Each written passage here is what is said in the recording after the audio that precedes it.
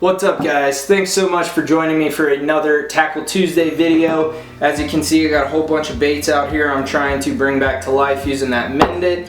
Put a link in the top if you want to check that video out. Today what we're talking about is hand tying your skirts on jigs, spinner baits, buzz baits, whatever it may be.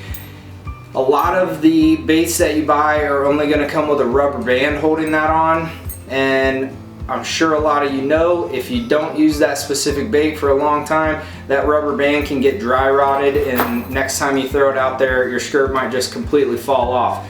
In order to save you some money and maybe a little annoyance if that does happen, what I like to do is take some old braid, tie it on there right next to the rubber band. What I found is the knot is not really that important. Just make sure you tie a very tight knot. And then what I like to do is get a couple of drops of super glue on there. Let that dry, and that skirt should stay on there until you rip every strand off. Now, as I talked about in a couple of my previous videos, I do have a couple of big projects in the works. One of them is directly above me right now, so let's go check that out.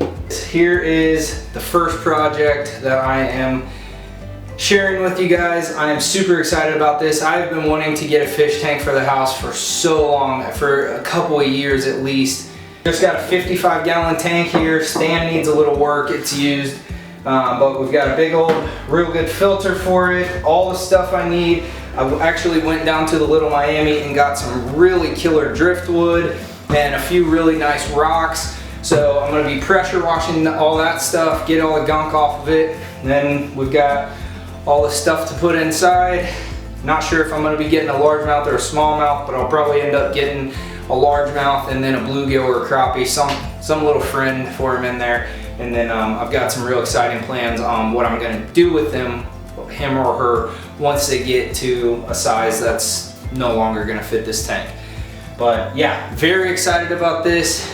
Hopefully I'll have it up and running and we'll go pick out a fish here in the next week or two. I will be getting a fish from Jones Fish Hatchery, which is right down the street, rather than taking one out of the wild and trying to put it back. So make sure you're staying tuned so we can see what's going on with this. Alright guys, well thanks so much for watching. I really appreciate it. Remember to hand tie on your skirts and hopefully they'll last a little bit longer for you. Also be sure you're checking back so we can see what's going on with that fish tank after I get it set up. Thanks so much for watching. Make sure you hit that subscribe button. Definitely don't leave before you check out a couple of my other videos, and we will see you next time.